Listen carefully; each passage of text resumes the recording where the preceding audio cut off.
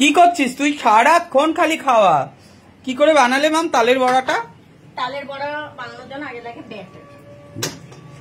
Batter. তালটাকে তো তাল লাগবে, তো তাল ছাড়া কি খেতে মানে কি করে বানালে সেটা বলো। সেটা বলছি। ব্যাটারের জন্য সবথেকে প্রথমে প্রয়োজন, যেহেতু আমরা তালের বড়া। তুমি কি ঘেমে গেছো? খুব গরম লাগছে। ঘেমে গেছো। এই ঘাম অবস্থা যদি কিছু খাই কি ভালো লাগবে বল। চ্যাপ চ্যাপ করবে। তুইও তো ঘেমে যাবি। কি করে? হ্যাঁ, তো তালের বড়ার জন্য সবথেকে মেন প্রয়োজনীয় জিনিস হচ্ছে কি? তাল। আমি একটা গোটা তাল কিনে নিয়ে এসেছিলাম আজকে। সেই তাল ভালো করে ছেঁচেছি। কিরকম সাইজের?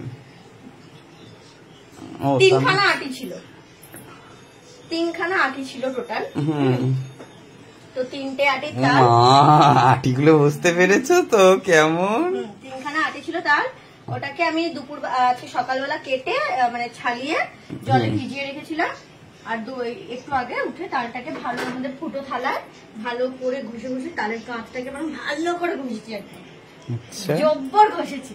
ঘষে সেই তালের কাঁচটা বার করেছি। সেই কাঁচের সাথে আমি দিয়েছি সুজি, ঠিক আছে, সুজি, চালের গুঁড়ো, আর হচ্ছে একটু ময়দা, জিরে বলছি, সরি, মৌরি দিয়েছি, এলাচ গুঁড়ো, এলাচ আমি ঘরে এলাচ থেতো করে গুঁড়ো করে দিয়েছি। এটাতে আমি থেতো করেছি। আমার থেতো করা জিনিসটা খুব সুন্দর, দেখ সুন্দর না? এটা তো থেতো করে দিয়েছি। আর হ্যাঁ, আমি আর একটা জিনিস দিয়েছি যেটা কেউ হয়তো দেয় কিনা আমি জানি না, সেটা হচ্ছে কাজু বাদাম আর এই কাঠবাদাম কুচো কুচো করে গুঁড়ো করে। আচ্ছা, ওই জন্য টেস্টটা অনেকটা বেশি। ওয়াও!